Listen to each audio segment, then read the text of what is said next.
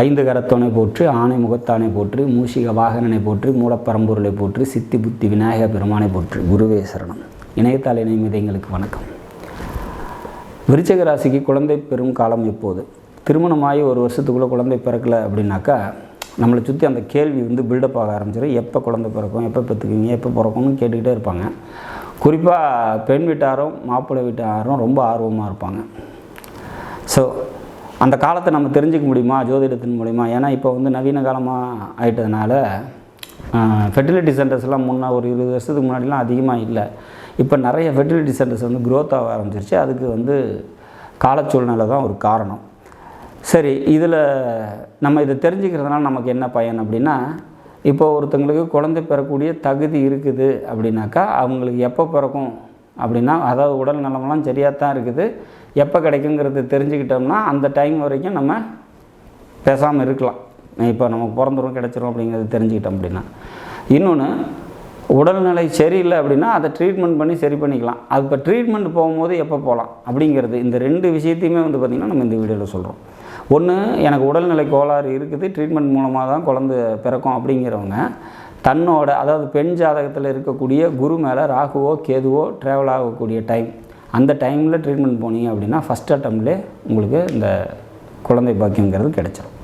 அல்லது உங்களோட 5ஆம் அதிபதி மேலே, அதாவது லக்னத்துக்கு 5ஆம் அதிபதி மேலே ராகுவோ கேதுவோ ட்ராவல் ஆகக்கூடிய டைமில் இந்த ஐவிஎஃப் ட்ரீட்மெண்ட்டு, இந்த ஃபெர்டிலிட்டி சென்டர் ட்ரீட்மெண்ட்டுக்கு போனீங்க அப்படின்னா அதுவும் அந்த ஃபஸ்ட் அட்டம்ப்ட்லேயே கிடைக்கிறதுக்கான வாய்ப்புகள் உண்டு. இது இந்த உடல்நிலை கோளாறு இருந்து அவங்க ட்ரீட்மெண்ட் மூலமாக குழந்தை பெற்றுக்கிறவங்க இந்த ரூட்டை ஃபாலோ பண்ணால் ரொம்ப ஈஸி அப்படிங்கிறதுக்கு ஒரு சின்ன கைடன்ஸ்.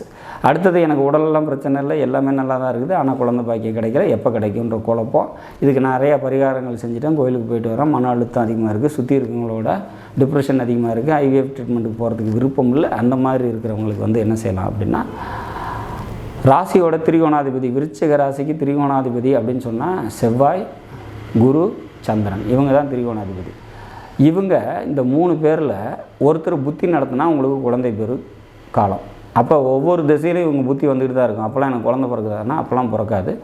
உங்களோட பார்ட்னரோட, ஆணாக இருந்தாலும் பெண்ணாக இருந்தாலும் ஆணோட ஜாதகத்தில் அவங்க ஒரு ராசியில் பிறந்திருப்பாங்க. அந்த ராசியோட திரிகோணாதிபதியோட புத்தி வேணும். அவங்க உதாரணத்துக்கு மகர ராசின்னு எடுத்துக்கலாம். சனி, சுக்கிரன், புதன் தான் திரிகோணாதிபதியாக வருவாங்க.